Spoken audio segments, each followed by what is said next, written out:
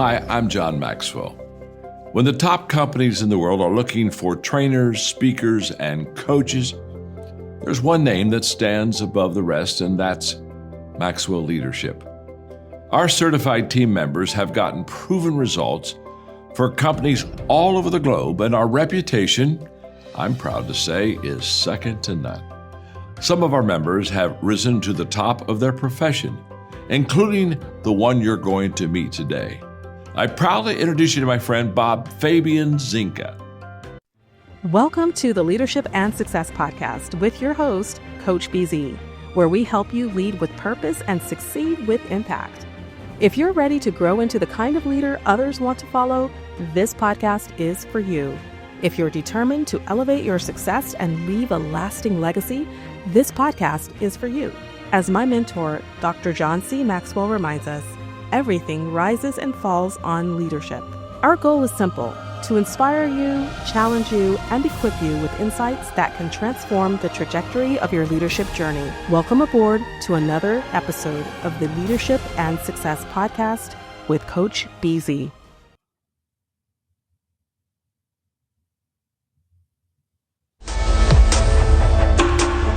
Welcome back to The World Tonight here on BNC. A retired Army veteran sees military training as a way to develop the skills that lead to economic and professional success in corporations as entrepreneurs or as military officers. Sean Lanier spent his career as a Black Hawk helicopter pilot, but he launched Resolve Solutions Incorporated 3 years ago to help students get RLT scholarships or enter one of the 5 military service academies. Joining us now is Sean Lanier, founder and executive director of Resolve Solutions Incorporated. Sean, good of you to join us. First of all, thank you for your service. As a vet and a graduate of Virginia Military Institute, tell us why you see military training as a generational wealth creator. Well, first of all, thank you for having me on this day is special. And it kind of ties in with Dr. King and what he was saying, that one of the messages lost for economic justice. And people kind of forget in the African-American community that the military was often used as a stepping stone to get into the middle class. And right now we know that 29% of kids are not eligible for military service due to obesity, criminal records, and drug usage. And even now with the COVID pandemic, you're going to see probably in the next 5 years with long haulers an increased number of disabilities that's disqualified. And for a lot of these kids that's out here, that's generational wealth creation through home ownership and using the VA certificate to purchase a home with no money down.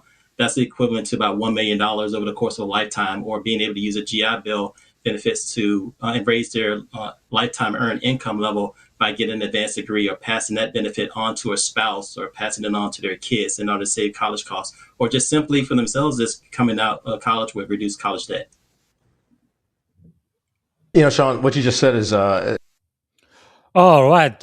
Thank you for watching our next episode, our second episode today. We have a very special guest waiting for you right now. And before we get started, as you know, our custom here is to start with what we call moment of gratitude. Just like earlier today, I am really grateful for freedom. We just passed on June 19th, and we are heading toward July 4th. And I believe I am so grateful to live in freedom, right? America, the land of the free, the home of the brave, and something I'm so grateful for. So let us know in the comment where you are watching us from, what city, what state, and if outside of the US, which country. Let us also know what you are grateful for today. And if you have a question for my guest, please type it in the comment and we will be answering live. So without any further ado, let me see if I can properly introduce our guest today. I'm going to be speaking to Major E. Lanier, U.S. Army retired, 24-year U.S. Army veteran, former Black Hawk pilot, presidential leadership scholar, and founder and executive director of Resolve Solutions Incorporated. Sean's journey is a powerful example of what happens when leadership is rooted in service. From flying helicopters and leading soldiers around the world to helping hundreds of students access life-changing educational opportunities, Sean has dedicated his life to developing leaders who will serve something greater than themselves. Through Resolve Solution, Sean has helped more than 500 students. Let me repeat that: 500 students earn millions of dollars in scholarship, ROTC opportunities, and service academy appointment while building a pipeline of future military officers, public servants, and community leaders. This is a conversation about leadership, resilience, mentorship, service, and leaving a legacy that outlasts your own career. Part of what you're going to be learning today is a leadership lesson from 24 years of military service, but also how each of us can help create opportunities for the next generation. And I'm going to give you an opportunity to help Sean with all of the work he is doing toward the end of the podcast. So, without any further ado, please help me welcome to the Leadership and Success Podcast, the one and only Major Sean Lanier. Good afternoon, sir. How are you doing today, Sean? I'm doing well, yes, sir. Thank you for this opportunity, and thank you for your service to our nation. Thank you. And what is one thing you are grateful for today? I'm actually dialing in from here in Petersburg, Virginia, where I grew up at. I'm grateful that I'm visiting my mom, who unfortunately has advanced dementia, and her husband is recovering from prostate cancer. So I'm grateful to be able to spend some time with them while I'm here, and where I kind of grew up and where a lot of this kind of started for RSI. Yeah, I wish her well, and I hope your mom and husband get better soon. Is there something about you that most people may not know, kind of like your superpower or something unique? I think my superpower, honestly, is just being able to. It sounds weird, but able to think simultaneously, like tactically, operationally, and strategically simultaneously. I have a way that I'm not gonna say that it's unique, but I just I have a high empathy quotient. I understand people's perspective. I meet people where they're at, but I also understand what their motivations are, but also what's that ecosystem around them that got them to that point. And that resonates a lot with me, because a lot of what I learned was through my grandmother. And it's hard to learn, unlearn what you was taught as a child. That the core, at the end of the day, I'm here in Petersburg. I'm not Eshawn Lanier. I'm Miss Peach's grandson, Miss Alice D. Lanier, and her passion to help kids weaned off of me. So I'm not measured necessarily by what rank I achieve, what degrees that I get, but more about how people are impacted, how many people help, because that was her passion, and this kind of trickled down to me. Wow, that is so powerful. I think that's really true leadership. Can you tell us more about the impact of your grandmother on your life? That's really fascinating. Well, my grandmother, she was, as far as I remember, she was always about, I hear her voice every day, think about the children. But I know that she tried to get a law passed for National Children's Day, which wasn't successful at that time. But it was just something about her energy that, almost every family has that matriarch in the family where they're kind of like the glue that binds everyone. And she was that one, whether it was family driving down from Pennsylvania just to come to get her rolls as they came out of the oven, and getting that and this all sitting together, or just her kindness and with others. And she never met a stranger, as far as I know. And there was no child that was ever left behind or not thought about or not cared for, even if, not understanding where her means came from. But it was just always, you never felt like anyone that met her was never felt like they were unloved. That is really amazing. Do you come from a military family? Because you spent 24 years in the army, which is really awesome, and retired as a major in the most powerful army in the world.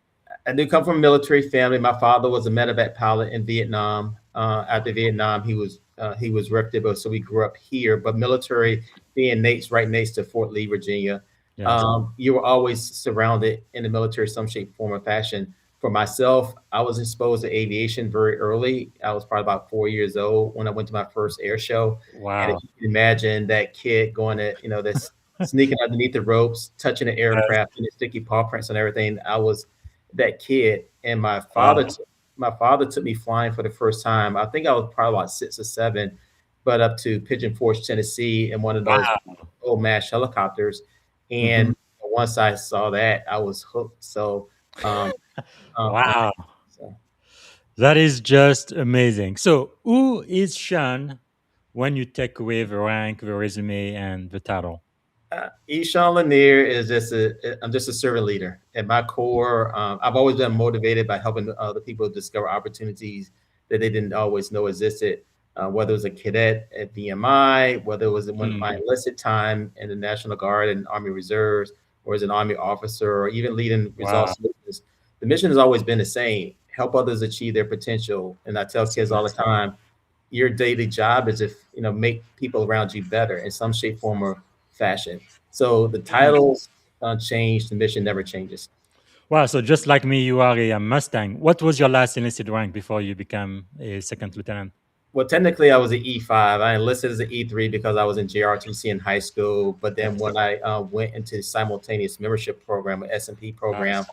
by default, as a cadet, you were technically paid as an E5 Hmm.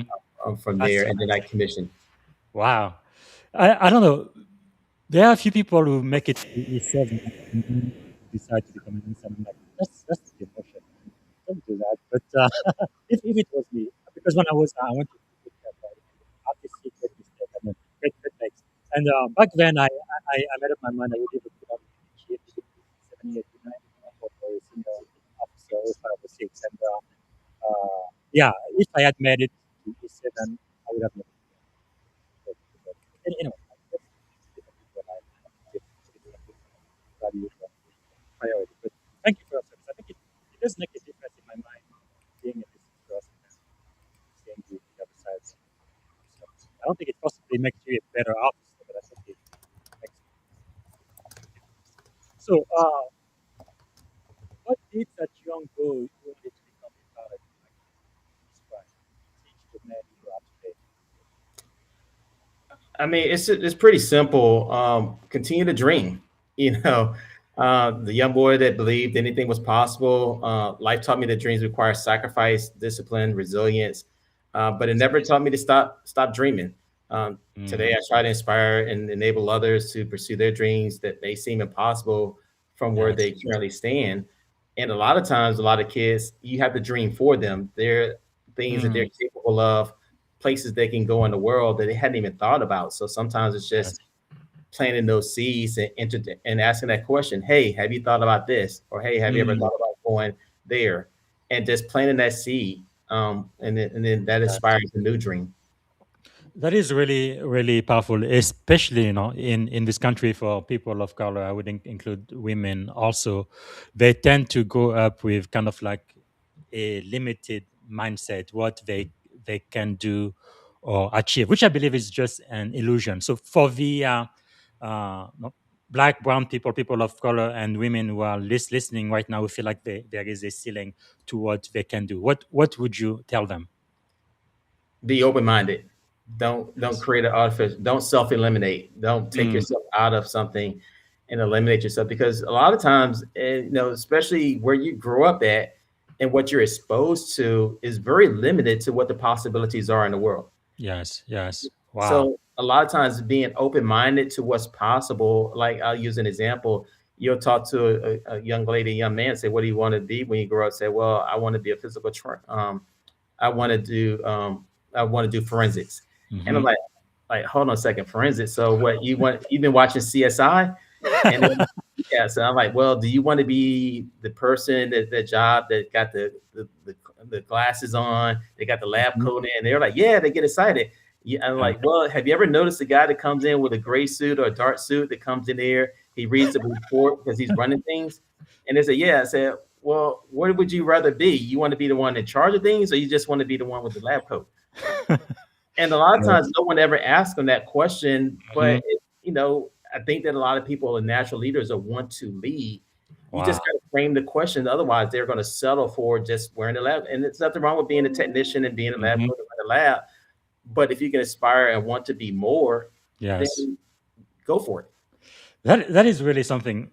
Aspiring to lead, aspiring to be more. I think that is so critical. Like in the Navy, for example, I'm sure it's very similar with the Army. It's only 80 years ago or so that blacks were allowed to become officers. Right, the first black naval officer, the Golden 13. I think I have them up there.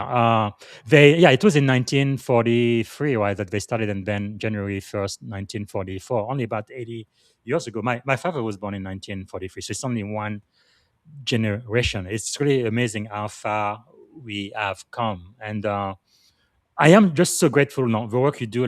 Like I said in the intro, you've helped more than 500 students join the military as officers. That's just amazing, and that's just one organization. And wow, that is just mind-boggling. Because not only you are changing the life of a student, but you're really changing their entire legacy, right? Their descendants, the people after them, because for sure they are going to be in the upper middle class. If they stay 24 years like you, or 21 years like me in the Navy, in the military, they get a pension, as a commander, as a major, or a colonel. I mean, that's going to be a lot of money until they die, and that's going to have a huge impact on their on their legacy. So I think it is a very big deal. Yeah, I mean, and I'm kind of humble about it. I should say I'm very humble about it because I faced a lot of academic setbacks at VMI, right? And I wasn't Mhm. the best student. I was a classic underachiever in high school. So there are a lot of people out there that may see this podcast and say they remember me at that point in time where you were a little bit above average student in high school, or you went to VMI, and they remember me getting academically disqualified for VMI, or they remember me for my low GPA my freshman year. Mm, But you can't give naysayers, doubters, and naysayers fuel for fire. The yes. part that they miss is the continual lifelong learning. They missed out on opportunities that it took me to get back into VMI and then Yes. continue education, whether it's going for a master's degree or going to other Mm, education programs, and to keep rebuilding yourself. So, yes. so all that comes back to, we always talk about it, like resilience. I struggled academically, was academically separated. I had to fight my way back. Mm, Oftentimes, at one point, I enlisted into the National in the Army Reserves, which switched over to the Guard when I went back to school. But at that time, I had to go to 3 different schools in order to get the classes I needed to wow. graduate. And I was working part time. Well, I shouldn't say part time. I was working between 38 to 44 hours a week, going to 3 different Wow. schools to get the classes that I want to go to. Oftentimes, waiting for my mom to get home at night, reading homework, in the car with a flashlight when she get off work and come Man. home and studying there. But that experience taught me that setbacks don't define you; your response does. And every Man. challenge becomes more motivation to prove more to myself, more than anyone else, that I was capable of more. And if you have that internal belief in yourself, then whatever the naysayers have, it serves as fuel for your fire to keep prove them wrong.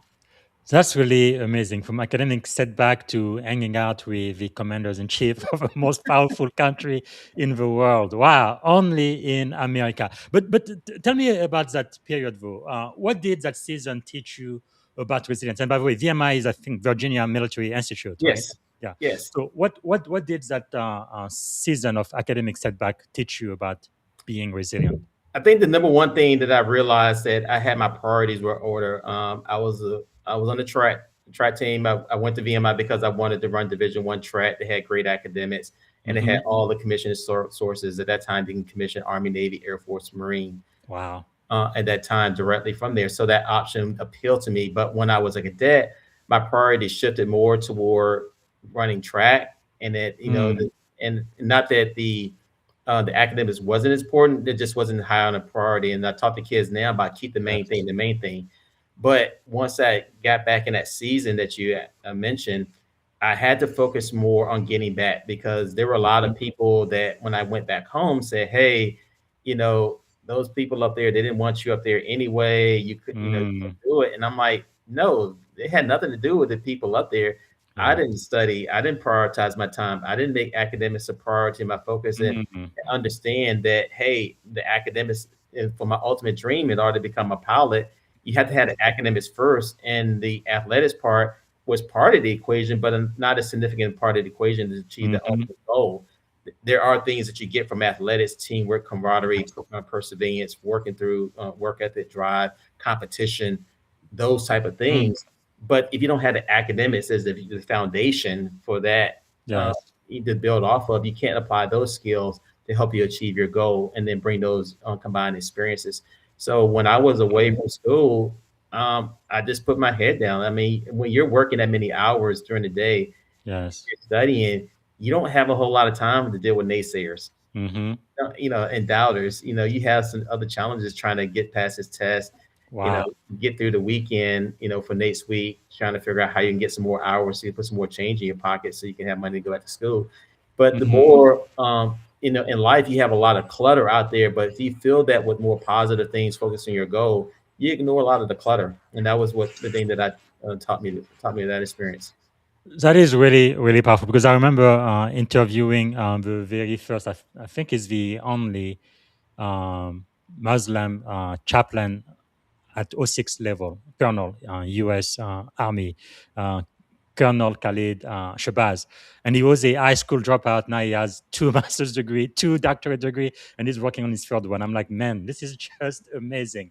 So when did you realize that your struggle was not a failure? Because maybe it's a mindset. Some people, they kind of struggle a little bit and then they just quit and they stop, but you did not. But you felt like it was really preparation for your future mission. How did that happen for you? I think that it clicked for me when I was going to those three different schools, working 38 to 44 hours a week, and I Mm. made the dean's list, right? Wow. Because I didn't, I had That's the one what 3.0 3.0 GPA, right? Out of four. 3.0 GPA, That's but amazing. but it was a combined grades from all schools, and I was like, oh wow, Ah, I actually it's did it. amazing. It sounds very trivial, but it was a breakthrough. That glass ceiling, that experience showed me that my Yes. problem wasn't the ability; it was maturity, Hmm. discipline, and finding the right approach. Wow, that's Making the amazing. time study. So when I was readmitted to VMI, I realized that the adversity had been preparing to help me help students That's similar to amazing. I'm there. Almost kicked out of VMI. Aren't you on the board of registrar, the board of director for the school? Later on, yes, I was in the alumni association for 6 years, and then I was also on the board of visitors. That's So, crazy. so it is. I really don't think about it that way, but it is kind of crazy that you almost got flunked out of the school, but then Yes. you were on the board of visitors where you Wow. appointed the previous superintendent to the school. So That's crazy. Because you can actually hire and fire who's in charge of a school at yes. that point. Wow, only in America. So, what would you tell to a black kid or a female who's really struggling, no, into some type of academic, whether at VMI or some of the other military institute across the country? What would you tell them to encourage them? Well, interestingly enough, out of the 530 plus students that we help, about 100 have gone to VMI. Wow, 70% have graduated, and 60% have gone on to commission. So wow, that's an easy question for me. And what do I tell them? And I tell them the same thing. The school is based off of academics, athletics, and military experience, but the academics is the yes, baseline. The ultimate goal at the end of the day, whether it's a military school, HBCU, Federal Service yes. Academy, is for you to graduate. That's it. Mm, All the other stuff, all powerful. the other accoutrements, the academic awards, athletic achievements, Yes. that'll come, but it doesn't come unless you graduate. So Uh, what we found over time is that you have to, before their freshman year mm-hmm. or first year, is identify any academic weaknesses that you can. And a lot of times that's through the summer Yes. bridging program at VMI. Is called SCP, the summer transition program, where you get the kid on campus, get the academic confidence up, teach them Yes. how to build a relationship with the faculty, Mm-hmm. introduce them to other students and other alumni during that time. So when they show up in the fall, they're not an unknown Yes. variable as part of the equation. And then Mm, go to summer school after your freshman year, because sometimes, you may not, your academic foundation may not be as strong. So going to summer school, and then when you're not in that military environment, getting up on your own, getting yourself to class on time, figuring out your study mm, habits, you're conditioning your mind and using it as a muscle to build muscle memory. So yes. now, if you've had a semester before your freshman year, or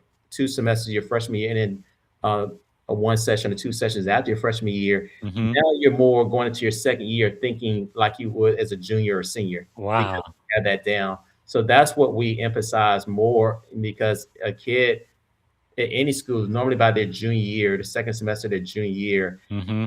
those last 3 semesters, they're normally academically very strong. The question Yes. is, how do you push the needle to the left, I like where that. from 2 to 3 semesters? Wow. So the overall baseline is that much stronger. Yeah. Yeah, definitely. You mentioned the Green Room Summer School is important, but there is something else you mentioned about going abroad that could really make a difference in a student life. Well, there's another thing that I was very fortunate in my career. I was had duty assignments in South Korea, Germany, and Italian, Mhm. and I also had deployments to Bosnia and Herzegovina twice. And on all four of those instances, I picked up a little bit of the language That's while amazing. I was there. So for me, bringing that globalistic mindset and Hmm. using the world as your playground, we introduced kids to opportunities like through DoD Project Global Officer, and then we have a program called Power Language Immersion Hmm. through an organization by Nancy Foreman called Language Liaison. But essentially, we can send a kid overseas to study completely Mm. immersed in the language for 3 weeks and get them up to Yes. 200 level of a language Wow. in 3 weeks. And what we found is that kids who study abroad, the graduation rate goes up to about 100% of every kid that we've sent. That's amazing. Wow. So, what did your army career shape? How did it shape your definition of leadership? Well, the Army definitely taught me a lot of humility Yes. at every rank level. But as I mentioned, assignments in South Korea, Germany, Italy, Mm. Bosnia, Herzegovina, Iraq, Afghanistan, and Kuwait. It exposed me to different cultures. Yeah. It exposed me to different challenges, different leadership styles. It forced me to be more adaptable and Hmm. resilient while reminding me how small I am in a very large world. That's so So important. Yes. leadership becomes less about authority and more about responsibility. And I think Mhm. that a lot of times people think the military is about jumping out of planes at ODOT 30, shooting bad guys in the head. But I Yes. tell people all the time, it really comes down to about leadership and responsibility and accountability. Mm. Those at the baseline, and that's in or and outside of combat situations. That is really something that as a kid you dreamed about flying Black Hawks helicopters and you finally did it. So, what did flying Black Hawks teach you about trust, discipline, and decision making? Well, on the first day of flight school, they tell you that, hey, this is a flying aviation is an inherently dangerous business. Mm. Look to your left and your right. One of you will not be here, or you're going to know someone. Each of you are going to Mm. know someone that's going to ultimately die from this business. Wow. So that kind of leads into competence and trust at the very core things. Yes. Interesting enough, I originally wanted to fly Apache helicopters. My dad was a medevac pilot, so I didn't want to be the guy getting shot at. I want to be the guy doing the shooting, right? So when I went to flight school, was selected to fly Apaches. For all the kids out there, congressional shutdowns are nothing new, right? Mm. Congress shut down. I lost my Apache slot, and Mm. then something opened back up for Blackhawks. I didn't get it, and I was disappointed for a large part of my aviation career because I didn't feel that that community was my tribe. The mission set was different. Yeah. But looking back, it taught me that sometimes your path changes for reasons that you don't understand, and you have no Mhm. control over it. So as a Blackhawk pilot, lives dependent on our preparation, discipline, and teamwork. Yes. But you learn quickly that excuses don't matter when people are counting on you. Mm. Like when someone's, like the guys that on the hilltops of South Korea along the North Korean border, they Yes. didn't really care if Ishan and Nair wanted to fly Apaches. They want to know they'd be picked up, Yes. from those Yes. coast and get back home. When we had the Yes. Okay. opportunity to Hmm. fly the Dallas Cowboy cheerleaders, they didn't care if I Wow. wasn't there. They wanted to make sure that they were safe and they can get to the next destination and get back to the States. Yes. Wow. That is really amazing because you've served through multiple deployment. What did combat teach you about the human spirit? I think that the human spirit is remarkably resilient. Yes. Combat teaches that survival is often about perseverance, teamwork, and mental toughness. People are going to do way more, far more than what they think, what they can Mm. imagine. Uh, One lesson I learned was a simple one: don't be a hero, survive. Right? you know, Wow. Say that again, please. That's important, especially for those young men out there with too much testosterone. Say that again, please. don't be a hero, survive. You Survive. you Mm. can't continue serving others if you're not here. Yes. Your family, even though they may get a folded flag for you and people say thank you for your service, I have not met one family that would not rather have had their child back. Mm. So don't be a hero. Your instincts were going to kick in when the time is needed to take actions, but dreaming about being a hero and doing these things, from my Yes. experience, it causes more harm than good. Yes. I think I met a colonel who once told me that dead is a long time for being stupid. Something like that. I always kind of remembered that. But wow. One of my instructor pilots in flight school used to have this saying: "There's old pilots and there's bold pilots, but rarely do you see any bold old pilots." Wow. That teaches. Man. What leadership lesson did you learn from serving under senior leaders like General Petraeus? Well, I served for then Brigadier General David Petraeus in Bosnia with Sarajevo. He was a deputy comm S4 of all NATO forces. But the biggest thing that I learned from him at that time: never stop learning. Mm, Um, General Petraeus demonstrated that education is not about collecting degrees. Obviously, he's well renowned for having a PhD from Princeton. hmm But what he was always, what I learned from is about challenging assumptions and continuously improving. The best leaders that I've seen throughout my career and post career remain students throughout their lives. They're constantly learning, mm. challenging their own self assumptions, and growing, and never thinking that they know everything. Man, that humility again. That is powerful. Wow.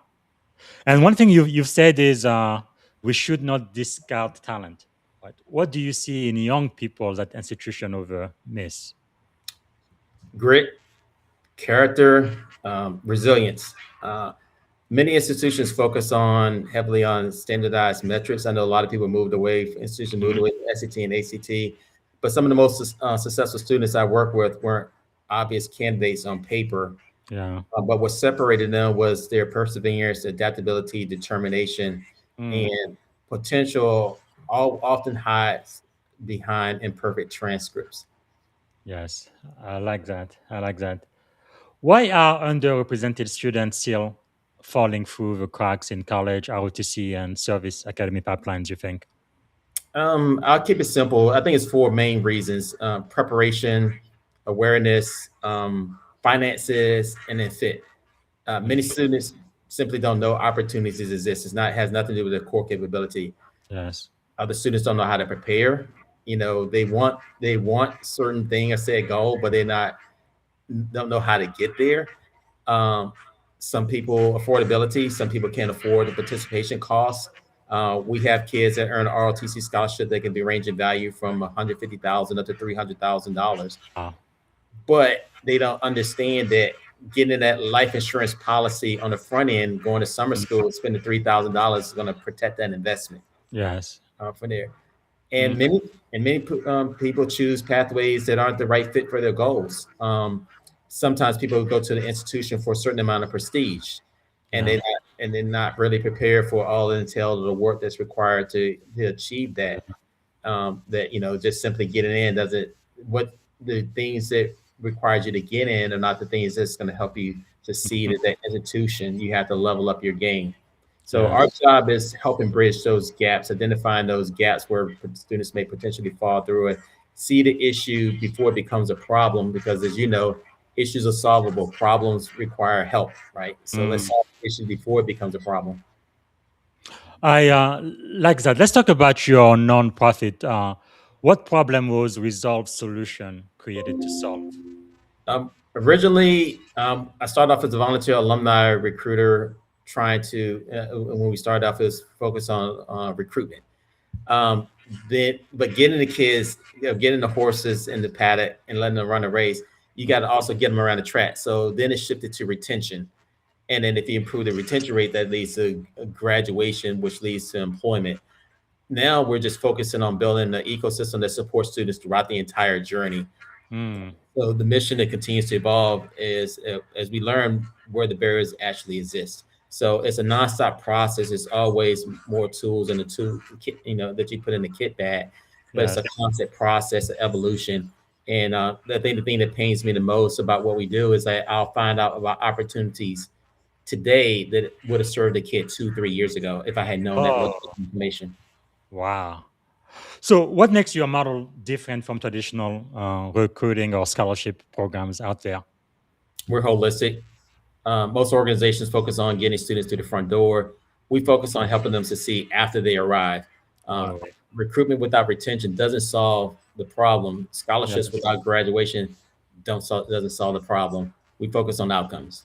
Like I talked to a student this weekend at the Adidas Outdoor National Championship meet for high schoolers, and I tell them all the time, I'm not as interested in their 4 years in school. I'm interested where they're going to be 7 to 10 years after they graduate from school. Wow. That is different. I know we said in the intro you've helped more than 500 kids earn millions in scholarship opportunities. Is there maybe a couple of stories that still brings tears to your eyes today? Not one story, but I'll just say in the whole graduation and commissioning ceremonies get me every time. You know, when you see that kid get their diploma and they hold it up in the air and they point to their family in the Yes. stands, and you see the family's stunned look on their face, or you see them pointing at each other, cheering. That Wow. that kind of hits you at your core. Or when they pin on their gold bars and you Yes. see a grandfather that was a Vietnam veteran pinning bars on his granddaughter, and Wow. she's crying in tears. That hits you. Or you see a young man that's graduating. I mean, he's commissioned, and his brother gives him his first salute. Wow. That's You know, amazing. or you see, another gentleman, his father, did not serve for 20 years, and his Mm, father's military career ended, but they have a chance to renew their family legacy through that student, and he's wow. given a salute, and the father's not in uniform, but in a civilian attire. Amazing. So all those things taken, when you see those family photos that you're taking, that you know that that's going to be in that bookshelf or in that home when they come in, because that's a Yes. generational memory that's going to last for generations. So those moments remind me why this work matters. Wow, this is just amazing. I must tell you, when I was doing the research for this podcast, I saw so many pictures of you with young people getting commission. I'm like, how many kids does he have? My goodness, it's like, wow. I, No, this I is have a really lot of impactful. I have a lot of bonus kids, and I get a Yes, lot of Happy Father's Day texts, even though I don't have yeah, any biological kids. I get a lot of Happy no, Father's Day, so yeah, it means a lot. this is a legacy. I mean, you are really doing God's work out there. It's just amazing because you're not just not changing a life; you are really changing an entire legacy. Because I mean, being in the military, especially as an officer, that means these people are going to be at least in the middle class, upper middle class, and their family tree is going to be changed forever. And you had a very important part to play in that. Wow, that is amazing. So what does mentorship looks like? Looks like you've become an expert mentor, and that's part of what you do with your nonprofit. I think it's a cycle. The mentor teaches, the mentee learns. Eventually, the mentee becomes a mentor. The Yes. goal isn't dependency. The goal is multiplication. Mm, I like that. Multiplication. Yeah, one of my primary mentor, Dr. John C. Maxwell, he always says that you really don't become a leader until you have other leaders Yes. following you. It's not about being an influencer and having people who are just no following you that you can always teach or inspire, but eventually you really want them to become leaders too, who are gonna then create other leaders. That is really the epitome of leadership. Wow, that is powerful, powerful. So how do you identify great character and leadership potential in a young person, even though their academics may not be where everybody says it should be? For us, we believe that it takes 2 to 3 adults to be in a kid's life. With Mm, an adult in the room may or may not be the parent. yeah. So we talk to the local champion. That can be a principal, it can be a counselor, a Hmm. college career counselor, athletic director. It could be a coach, it could be a JRTC instructor. Um, you know, People who know the student. Um, they're going to speak to those on those underlying character things that you're talking about. I also watch students to compete. I mentioned this weekend that I was at a track meet, Hmm. and people ask, "Well, why do you go?" Well, I participate in track. I love the sport, but I love seeing people compete. And there's certain things you can tell about them. You can, and I was talking to one parent, and it's like, hey, I'm just watching. What are you looking for? I said, well, you're looking for see how the kid compete. Are they willing to lose a lung to catch someone? Are they going to go beyond their limitations? Are they going to run Yes. faster than they thought they can go before? But I'm also looking for, do they celebrate with their teammates? Do they celebrate Yes. with their teammates? Or they just run up in the stand to be with their parents and their other teammates who are there? Are they cooling down after they run with their teammates? Are they listening to their coaches? Did the coaches talk to them 5 or 6, 7 times to go cool Yes. down or get ready for the race? So there's a lot of things more than just a competition. It's saying someone runs fast, and it's the same Yes. thing when you go to JRTC competitions. You see the different drill meets. Are the students self-led? Do you have a leader within there, or is the JRTC instructor telling them what to do? Who's that one kid that's got everyone together, that's checking out the uniforms, making sure that they're on time, making sure they're checking in? Yes. A lot of things that people in the stands don't really pay attention to, but you see those things because you can see Yes. different qualities of characteristic. When they speak, do other people listen? Powerful. So those things all factor in. Man, and service has really been a part of your life. You mentioned in the introduction your grandmother growing up, but then in uniform, and even now out of uniform, you are still serving. Why is service such a powerful pathway for leadership development, you think? Because service teaches you that life isn't about you. you know, it teaches responsibility, accountability, sacrifice, and teamwork. It sounds cliche, but Yes. leadership grows when people learn to contribute to something larger than themselves. Hmm. It's it's pretty straightforward. That is really powerful. And in everything you have done so far, what should parents and teachers and veterans and really the community at large, community leaders understand about opening doors for students, especially Black student uh, women? They have to know the student, uh, not just that they're talented or they're a great kid. Understand why they're talented, what makes them great, Mm, understand what motivates them, understand what support that they need. Because relationships matter more than transactions. yes. When I'll go to a meet and I'll talk to a coach about a kid, they'll tell me about a time. Well, I can go on the website and figure out what their time and figure that out.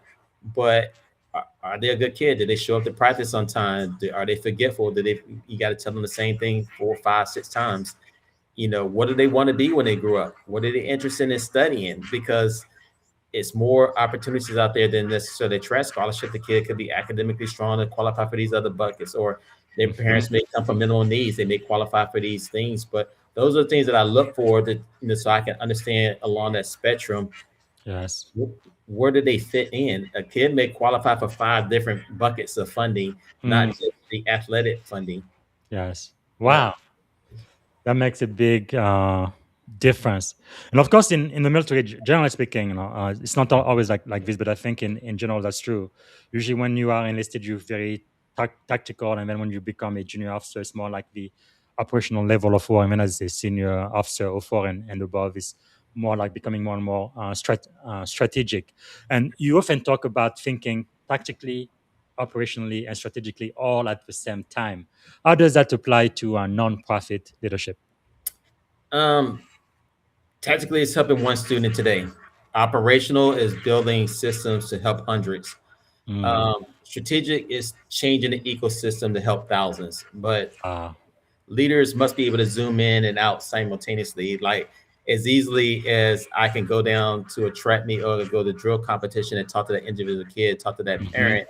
I'm also have maintaining our systems where we're helping hundreds of kids, but then also trying to look at in the future of how do we use AI, how do we use other technologies so we can wow. help thousands of kids. But at the same time, I have to be back and pivot. Like I can end this podcast right now and Mhm, go talk to a parent. They're still going to focus on their kid, and my ability to not yes. talk about the strategic, but focus on them and be hyper focused and Mhm, meet them where they're at. That pulls me mm, back down to the tactical, and I have to constantly go back and forth with that. And yes. I think the military, those different levels, rank structures, different deployments, experiences help you Mhm, to be able to adapt to that. The key is not being yes. fixed mindset. You get locked into this one thing. You got to meet people where they're at and be able to adjust. It's easier for me to adjust to meet people where they're at than to get them to scale up to where I want to be. That's really powerful. That really takes emotional intelligence, doesn't it? It requires a couple of brain cells, yes. Yes. Wow, that is really amazing. And What has been one of the hardest part of building resolve solution, and how can my audience help even in some small ways? The hardest part of building RSI is helping people believe winning is possible. Mm, Many communities have experienced disappointment for so long that feels unfamiliar. yes. Changing mindsets can be much harder than solving technical problems. Mm, We have a saying that sometimes people have been doing wrong for so long they don't know what right feels like. wow. But that's been the hardest thing, is this achieving things that people didn't think is possible. And we talk about all the time, hey, these institutions they're not going to ever going to change. Well, look at our numbers and look at some of these institutions. They've already changed. You didn't even Yes. notice it. Wow. For example, at VMI, you told me in the green room, how has the representation of minority student changed there, for example? I think when I got involved, probably about 2013, Hmm. 14, I think the African American population was 3% African American. But Wow. I think since 2022, it's been about 40% women minorities total. That's amazing. So there's a lot of things that can Uh, still change, but change mhm. doesn't have to be bad. Change doesn't have to be difficult. It can be very Yes. subtle things, and you can be much better than where you started. And I look at a lot of institutions, not for where they were, but what it can be. And that's what keeps you kind of going. And you have to, and that goes back to dreaming. You have to dream it for others that didn't experience it themselves, but for the Mhm. next generation, that they can continue that dream and improve it from there. Yes. And you just mentioned artificial intelligence, AI. How are AI and digital transformation kind of helped you scale, resolve solution? Well, I think for me, it's been more relatively new, particularly with going to courses like you see in my bio, the TEP Hmm. program, the executive program at UVA Darden School of Business, or most recently, the Presidential Leadership Scholar Program. I've been able to test a lot of things out. I think that, and that's where hopefully, if we can get more funding, we can implement some of these solutions. But I'll just put it in conceptual where Hmm. ideally, we would like to have 11 staff members. That's about $500,000. I think we can probably save that by 85 to 90% just using Wow. AI agents and implementing things. Still getting the right people to run those things. So Mhm. you still need that human input and interaction in those ideas. But instead of applying for 10 grants, because of the time consumption of it, being able to apply for hundreds, if not thousands, of grants opportunities Mm. from there. You know, we're also looking at systems like, hey, because I stated earlier, sending the kid to summer school is either $3,000 for in-state student or 5,000 for out-of-state student, Mhm. or sending them abroad, to study abroad. But what if we had a technology solution that we can, as we take in their data and have the system and teach them how to find their own funding so they can become self-funded Mm. ideas. So that Exactly. way, it's great to go out to community foundations, talk to alumni, and build up support from there. But what if you're teaching students to become more self-reliant and they're getting those things? How much more of that confidence goes back? And that goes back to my going back to 3 different schools and working 38 to 44 hours a Mhm. week.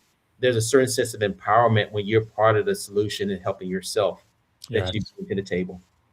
Well, and you mentioned the presidential leadership scholars experience. First, what is it? And then second, what did it teach you about building institution that outlast the founder? Well, the Presidential Leader Scholarship Program is a bipartisan leadership program where you have about 60 members that's selected. It's been in existence for 11 years.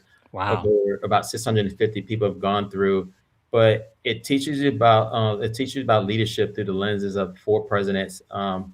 President Lyndon B. Johnson, Bill Clinton, and both of the Bush presidencies.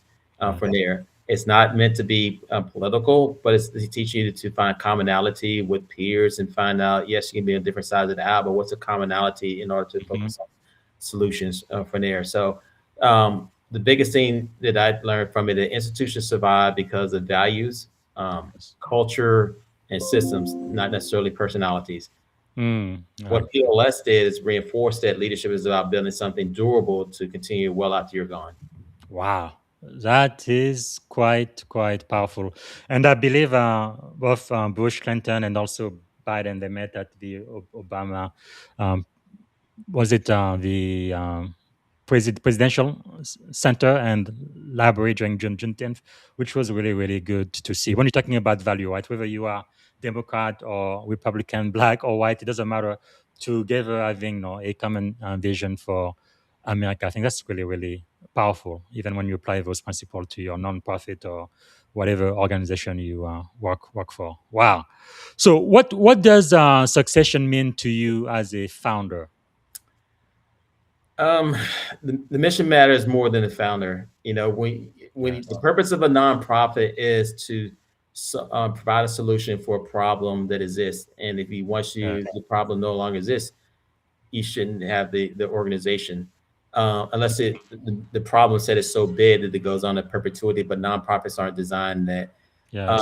If Resolve Solutions can't survive without me, then I haven't built it. I haven't built it right. I haven't built an institution. I built dependency. So whenever system that you talk to kids about this, whenever you're building a system, you have to build a system way that endures with or without you. Yes. And not that it's dependent upon you. That is really legacy, isn't it? What kind of national movement would you like to see around service, citizenship, and opportunity? Well, my personal leadership project, or PLP, at the Presidential Scholar Program, was civics to service to community. So I envision a movement that treats service as a pathway, military service, public service, community service, different pathways, same purpose, developing citizens and leaders. I love that. I love that. I kind of also like the idea of the Peace Corps. I think they really did a lot of great, great work around the world. I don't know. In America, you are not required to join the military after high school or when you turn 18. But in many other countries, like in France, you have to do military service for at least 2 years. It is a requirement. And if you don't want to do it, they could actually jail you. But I don't know. But I do see the great benefit though, of someone going out there and serving an idea bigger than themselves, and then after they do that, go back to whatever they wanted to pursue. I think it's really going to help us become better citizen and have a better sense of why we are doing what we are doing and how it impacts not just me, myself, and I, but all of the other people, my community, and my fellow citizen. That is quite powerful. Uh, what is a message you would give to a young person who has talent but doesn't have access? Don't confuse your circumstances with your potential. I like that. Find mentors, and the people always say that, but your mentor doesn't mean it's someone that's necessarily in your direct career track. There's a lot of mentors around you can learn life lessons, leadership from that can get you towards your track. So don't self-eliminate for that when you say mentors, because I think more oftentimes than not, you're surrounded by mentors, you just don't see them that way. Yes. You got to work hard. People say that all the time. It's cliche. You can't get around it. You have to work hard to achieve it. You got to stay prepared. And when the opportunity arises, be ready. And this kind of ties back to the question about AI. Technology expands capacity. Executive education expands perspective. Together, they allow a small profit to operate more effectively and reach more students without losing human connections. Yes. Students can learn that now with AI a lot faster than we can as adults. And there, a lot of times kids ask me all the time about questions, and I'm like, hey, Google this, read up, and then ask me a question. 95% of the time they solve it themselves, or they find another question. Now you're teaching them, and they're thinking at a higher level, and that's where the true engagement and learning comes from. Wow, I really love that. I think we have about 7 minutes left. As we wind down for this last segment, I kind of want to get into what you have learned, all of the leadership principles that that could help our audience. One of the first questions I want to ask then is, actually, before I do, we have our first question from the live audience. We have Daniel from Maitland, Florida. He's asking, Major Lanier, you've turned a career of high-stake aviation and service into a pipeline that's helped hundreds of students earn ROTC scholarship and service academy appointment. When you think about leadership as a system, what are the non-negotiable habits or structure you put in place so this impact outlast?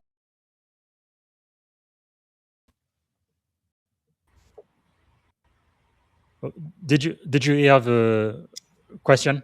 Yes, I got it. When you think about leadership as a system, I think that the biggest thing is getting, you got to understand less than 2% of our nation is served in the military. Yes. And no one likes to do paperwork. I don't care if you're a private, I don't care if you're an Yes. officer, you're the civil. But the thing is that when you talk about leadership, these opportunities, you got to understand the rules of the game. Everything has a opening and has a close. You got to be prepared when the opportunity is open. We tell students this all the time. When the application, I say, hey, when this application, first thing they ask is, when is it due? No. When is it open? Yes. Change your mindset, because if you're there, because some things in life are time-based, some things are based off of population.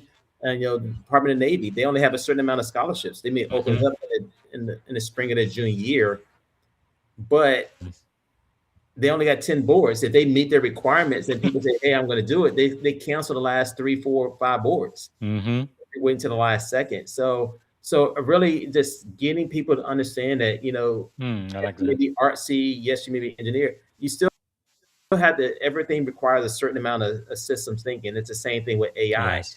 You got to build a prompt correctly. You got to know to ask the right question. Otherwise, it's garbage in, garbage out to get outcomes. So, so as you're building these things, I'm not speaking to it directly, but I taught the students in a way that is systems oriented to achieve outcomes. What is your goal? Okay, then what's A to Z? Yes. Don't focus on X, Y, and Z. We already know what Z is, but let's focus on A, B, and Wow, C. I like that. Focus. So let me ask you this: what do you? Okay, what is one of the greatest lessons you have ever learned, whether in life, in leadership, or just in general? It comes down to people. Teamwork comes down to people. If the people around you believe in you and believe that you're competent, then they trust you Wow, more. I like that. That's what it is. You can't, it's a saying that you can't tell someone how much you care unless you show them how much you care. Man.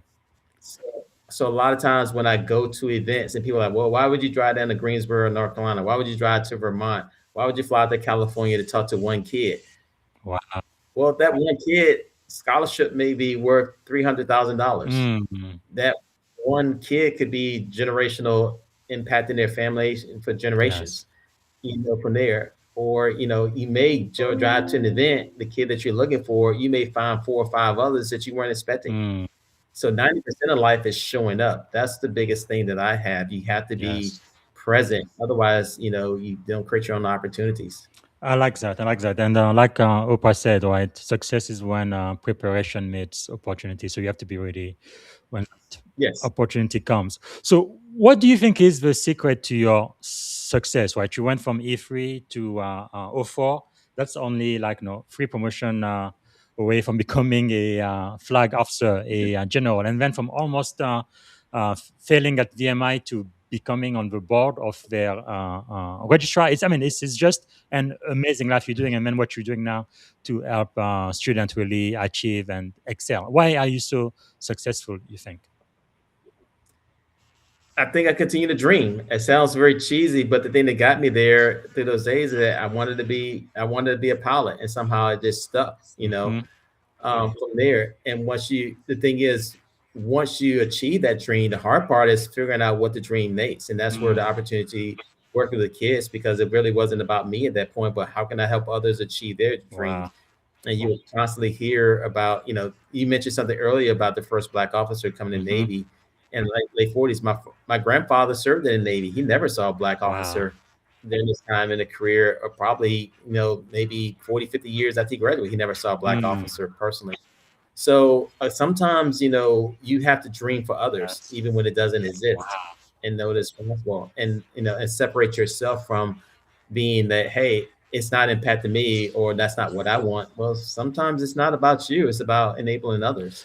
So true, and representation does matter a lot. I must tell you, one person I eventually got to meet him, but General Colin Powell, inspired me for a very, very long time. Every time I thought about quitting, I'm like, okay, no, this black dude did it. He became a four-star general and chairman of the Joint Chief of Staff in the most powerful military in the world. I'm like, no, if he can do it, I can do it too. It really does make a big, big, big, big, big difference. Wow, that is amazing. So, what are you learning this day? I know leaders are learners. What are you learning now? I'm learning. I'm spending a lot of time with understanding AI, the applicability. There was a business owner that stated one time at a meeting that AI is not going to take people's jobs. The people who understand how to use AI are going to take people's Yes. jobs. And it's always stuck with me from there. And it just as I use that, the more that I research Hmm. it, use it in the practicum, I find more. I mean, AI can be your greatest hype man, Yes. right? The thing I love about it, you know, you can come up with 99 reasons not to do Hmm. something. AI is going to find that one or two to tell you why you can Yes. and how to get there. So I think that Mm. has forced me to really readjust my thinking, is re-envision what's Yes. possible. But at the same time, you can't let the machine drive it. You have to build a machine and prompt with the prompts and figure out what your outcomes are going to Mm. be, how you're going to apply it, how does it make an impact, and how it makes a difference. And that becomes intoxicating in itself, because the more people that you're enabled to help, the more that you want to do it. Yeah. It's like Pringles. You just can't have one. You Yeah. know, I can't just have help. What's that about the kid on the Yeah. beach, and and his father tells, "Hey, you can't save all the Hmm. starfish." Well, I saved that Yeah. one. That's a very noble thing. I don't want to save one. I don't want to save one Hmm. starfish. Yes. No. No. This is really, really great.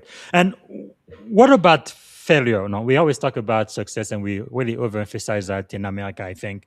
But what about failure? What has failure done to shape your life? I tell their people all the time, kids, I failed in life more than often than I succeeded. Mm. It's that simple. You find this a lot with businesses. If you look back on it, even people that do, all the kids out there that do TikTok Yeah. videos, there's hundreds of recordings that you never see to get that perfect Hmm. video that you didn't see. It's hundreds of videos that they create to get the algorithm right, to build the audience to feed off of it. Yes. So don't be afraid to Mm. fail. Be more interested in how do you respond to it. You know, it's like you get knocked down to the mat. Mm. Are you just going to lay down and take the 10 count? Yeah. Or are you going to take the 10 count to the maximum effect, know that you stand up, you can get another 10 count to gather yourself, and then and re-engage, Yes.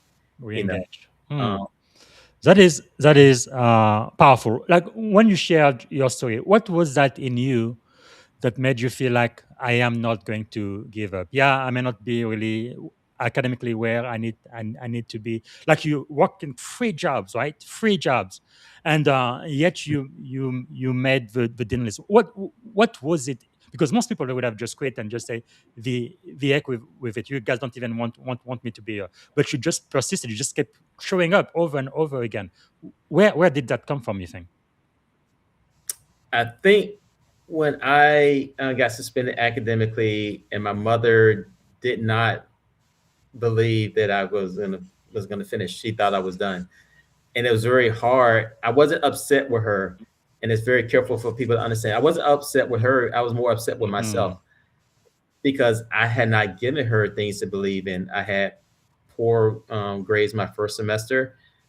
They slightly improved, but they were poor my second semester. And then I went to summer school and I fell one letter grade short. So in theory, I went to two sessions of summer school and I fell one letter grade short. So in theory, I had 4 semesters where I had not proven or demonstrated a desire, a commitment to exceed the standard, Mm. and which was the pass. So I couldn't be upset with her, but it wasn't a matter of disappointment in her. I said that wasn't it. She wasn't disappointed because this was my mom. She still Mhm. loved me, and from there. But I think what tripped me was with it, the her level of acceptance that I had settled for mediocrity, Yeah. and she was accepted that I accepted mediocrity, and that was the truth. She didn't say it, but your mom is always going to love you. Can always come Yes. home, but allowing me to settle for mediocrity, that's what really flipped the switch for Mm. me. That no, as hard as she works, she deserves to see me going across the stage. As much as I Wow. need to earn it for myself, she needs to see me to go across that stage. She Yes. needs to be the one to be there. Mm, She deserves to cry on that day. She deserves to that's cry powerful. not in summer school, but in May, where everybody else is there and Yes. witnessing in those tears from there. So, Wow. and I talk about that to students all the time, that that's important for you to Hmm. graduate, not necessarily on time or summer school or in the end of the fall semester. No, you need to graduate in May and April, where everybody is there and Mm. everyone can and achieve in that moment. That is so powerful because it's true. Sometimes a great leadership principle. Sometimes we do much more, not just for ourselves, but for the people we care a lot. But I know in the Navy there were sometimes, again, I felt like maybe I need to quit, but I was thinking about my daughters. What would they think? I cannot let them see daddy like this, and that just gave me enough motivation to just go just one extra mile, just one more Yeah. time. Give me just one more inch, and then eventually, you know, I made it. But yeah, wow, powerful. Okay, if you could choose three people to have dinner with, who would you choose and why? They could be alive, dead, or even a fictitious character. I think Thurgood Hmm. Marshall, one. I would say Lewis Hamilton will be another, and then hmm, I think the most recent brother that was an astronaut. Oh yes, yes. Yeah, And I know who you are talking about. That's yes, Navy yes. guy. Oh, I should know his name. Okay, yeah. Definitely have a lot of Yeah, questions for him for sure. Yeah, not yeah, only he was yes, no, but he was the yeah, captain too, right? He was in yeah. charge of a cruise. Just amazing. Wow, Yeah. how far we have come. It's incredible. Is there a book you would recommend for my audience to read? It sounds very simplistic, but Making Your Bed by Yeah, Admiral yeah, that McCraven. one is already on our digital book list. Yeah, very powerful. Yeah, I give it away as a gift to a lot of the kids. Yes. You see, graduation gift from Mm, there because it's so simple, and sometimes the simplest ideas are the greatest yes. ones. It Yes. doesn't have to be overly complex. Sometimes it's getting back to the basics Powerful. and just getting up in the morning and getting one thing Hmm. accomplished, which is making your bed. Yeah. It can serve. It just springboards into so many other things. So true. Yeah, one of the best commanding officer I've ever worked for. She used to give away that book to her best division officers. Like every month, she had the book to give away, which was really wonderful. So, as we come to a close here, if you had one and only one day to live, what would you have liked your final contribution to be?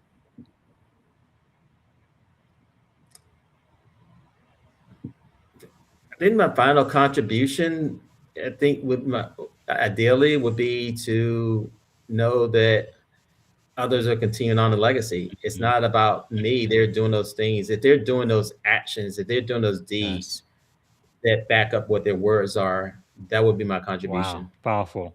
And if you had a magic wand, right, you could solve any problem in the world. What is the one problem you'd like to solve first thing tomorrow morning?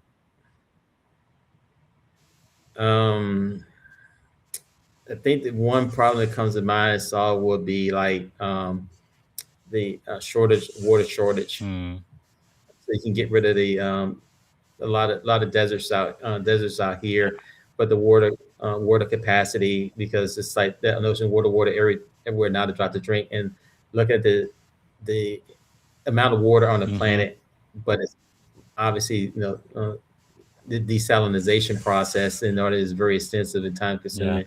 And if you can solve that, that can solve a lot of issues and potential hotspots in the globe. And I think that's going to be one of the challenges going forward, those hotspots with absolutely. the water insecurity. Absolutely. So as we come to a close, how can we add value back to you and support your nonprofit as well? I think three things. Obviously, become a donor. Our goal is to have 1,000 donors, monthly recurring donors. From there, that helps us get out to different locations, across the nation and meet these students, and more importantly, not meet the students, but meet the local champions that have access to students, so we can build those relationships. Mhm. Become a connector. If they see someone that's aligned with our mission, please reach out and connect with us. And it's always become a mentor. Everyone that's a mentor doesn't mean that they're not good, that they're good at Yeah. it. but it doesn't mean that you can't grow to be a great Mhm. mentor. And sometimes, understanding that you want to mentor, the mentee has to want to be mentored as well. And sometimes there's a relationship, so be understanding Yes. that. But if enough people each do a little together, we can change thousands of lives. Mhm. I mean, I love 500 plus kids over 8 years. How do we get to 500 kids annually? How do we Yes. get to 1,000 kids Wow. annually? That's where our mindset is at. Help us get to that point. Powerful. And as we come to the end of the show, is there a question I should have asked you I didn't get a chance to ask? Anything else you wanted to share today? Um, Sean, what keeps you going? Yes. What keeps you going? Excellent question. um, it's the students. Every scholarship, every Yes. graduation, every commissioning, each success changes the family trajectory. That's what keeps us going. That's amazing. Amazing. Amazing. All right. One question I like to ask to every guest, maybe one of the most important question.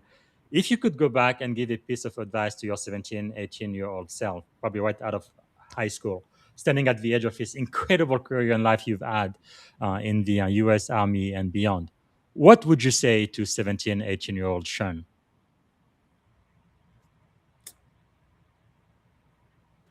Don't stop dreaming. Don't stop dreaming. I think if there's one thing I hope people remember is that talent is universal, but opportunity is not. The mission Hmm. of Result Solutions is to ensure that where your young person starts in life does not determine how far they can go. Wow. Powerful.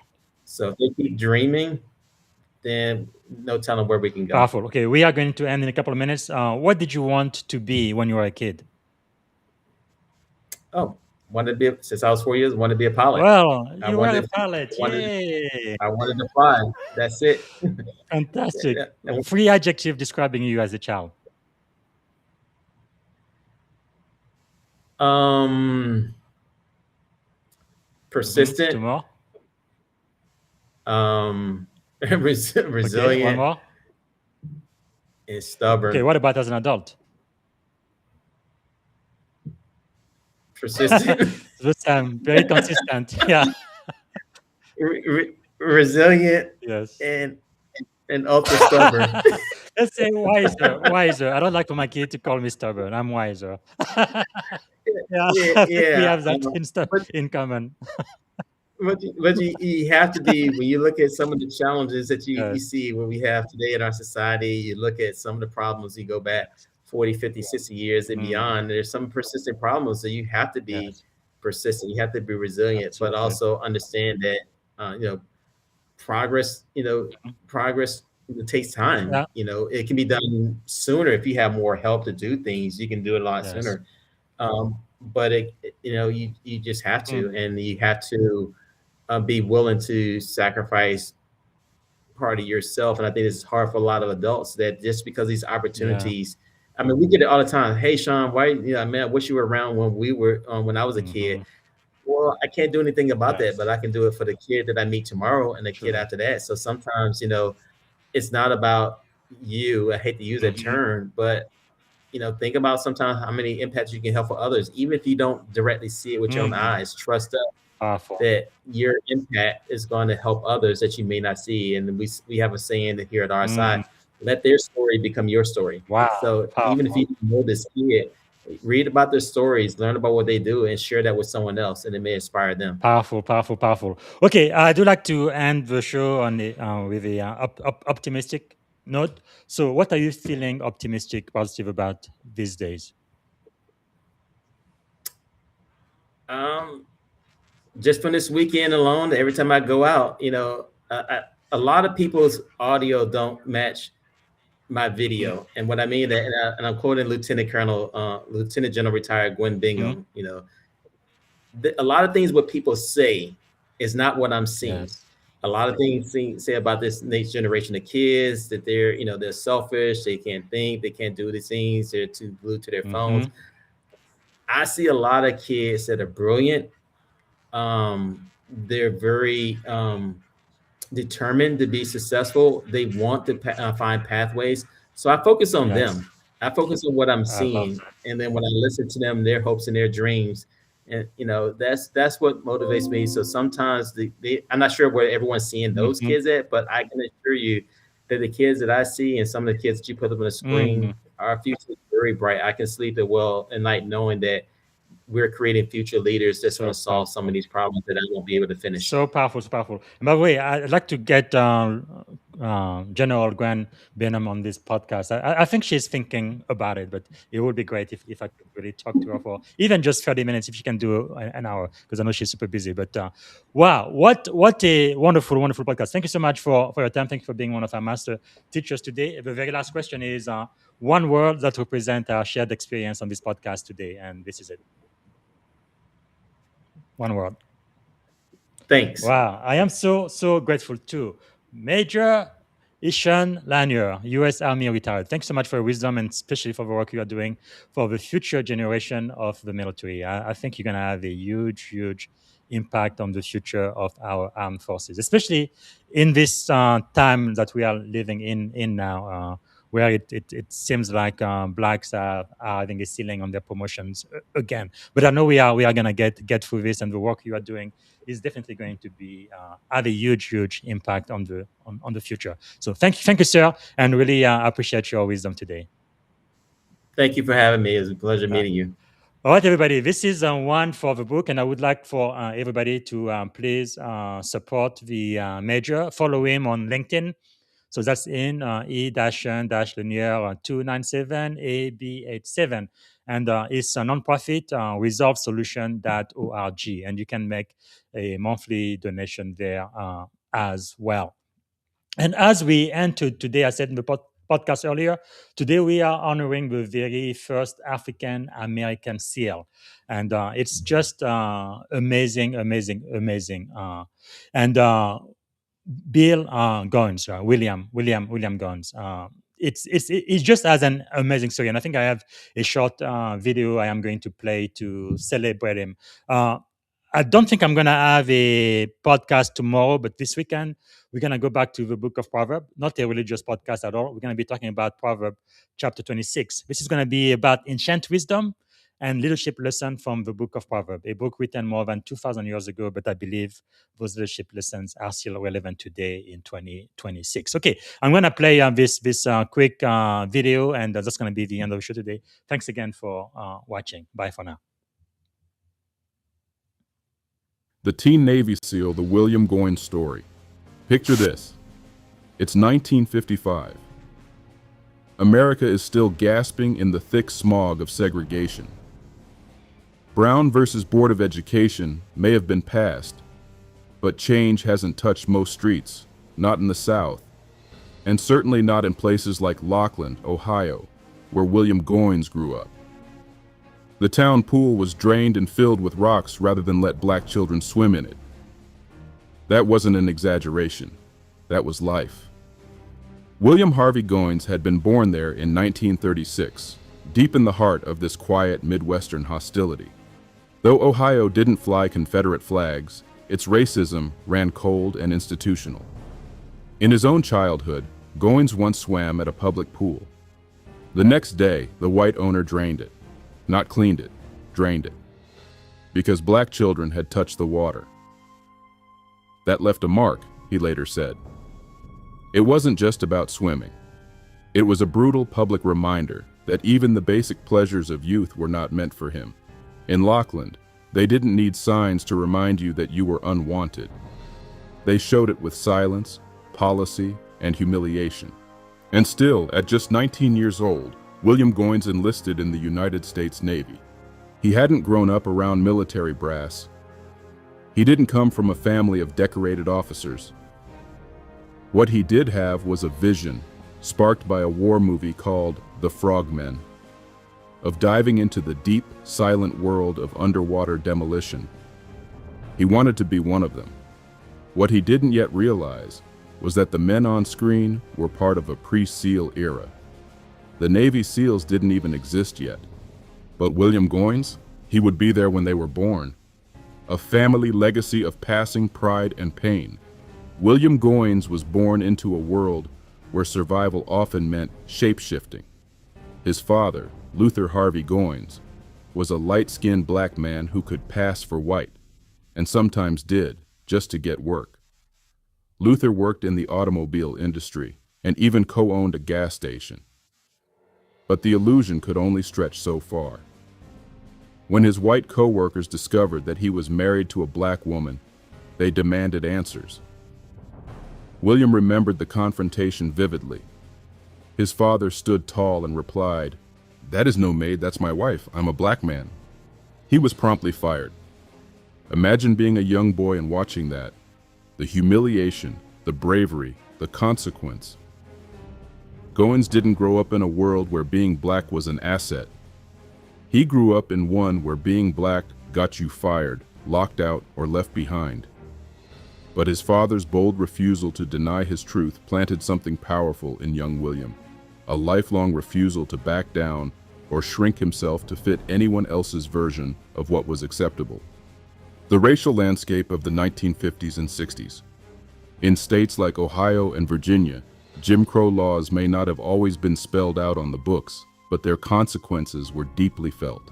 Segregation was enforced not only through institutions, but through social customs, housing policies, and unspoken rules of exclusion. For a young black man entering a nearly all-white combat force, the challenges didn't stop on the battlefield. They followed him to the barracks, the streets, and even to the bar. In a state with a long history of segregation, Mr. Goins at times struggled to even find a place to unwind with his fellow SEALs. On one group excursion to a bar in nearby Norfolk, he was denied entrance until fellow team members threatened to leave.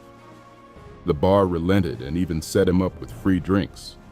"Norfolk was really tough back in those days," he later said. "I helped integrate a lot of places, not on purpose." He didn't ask to be a civil rights pioneer, but his very existence in white-dominated spaces made him one. Just showing up, just refusing to vanish, became its own quiet revolution. The warning, "Don't do it, you'll end up a steward." Before he ever touched the water, Goins was warned. A fellow black serviceman told him not to pursue underwater demolition training. "Don't go into that," the man said. "They'll put you in as a steward." That warning wasn't unfounded. In the newly integrated Navy of the 1950s, black sailors were overwhelmingly funneled into steward roles, jobs that involved cooking, cleaning, and serving white officers. These positions were holdovers from segregation-era policies that kept black servicemen in subordinate roles, regardless of their skills, intelligence, or potential.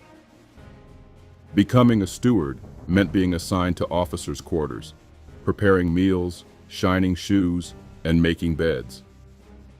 It wasn't about combat or command. It was domestic labor in uniform. And for decades, it was the only path the military would offer black men who enlisted. But William Goins refused to accept that fate. He took the risk. He trained anyway. And he proved them all wrong. Segregated ranks, unbroken will. By the time Goins entered the Navy, only a sliver of black men had broken into advanced operational tracks.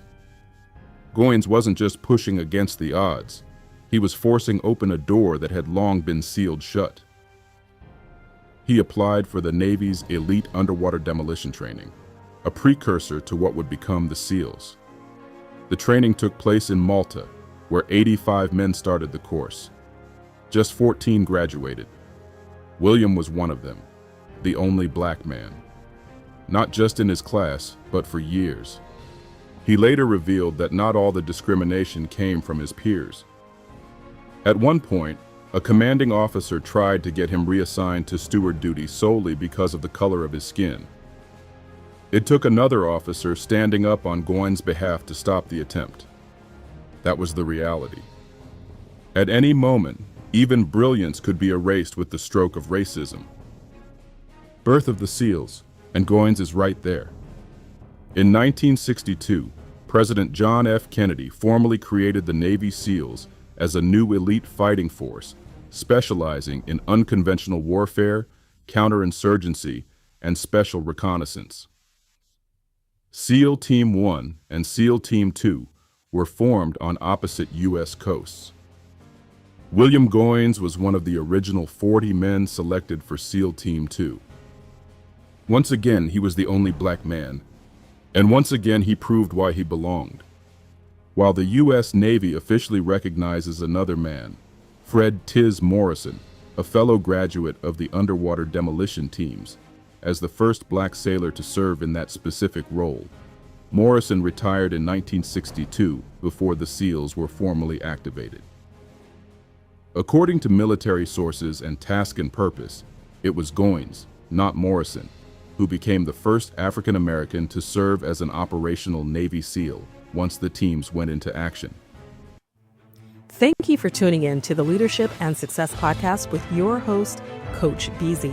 If today's episode added value to your leadership journey, be sure to subscribe, share, and join us again for more wisdom nuggets on how to lead better and achieve greater success. Remember, leadership is the most critical skill of our time. The world will always need leaders to inspire others, drive innovation, and execute meaningful strategy. So why not count yourself among the bold leaders shaping the 21st century? Until next time, stay inspired, stay committed, and keep leading with excellence.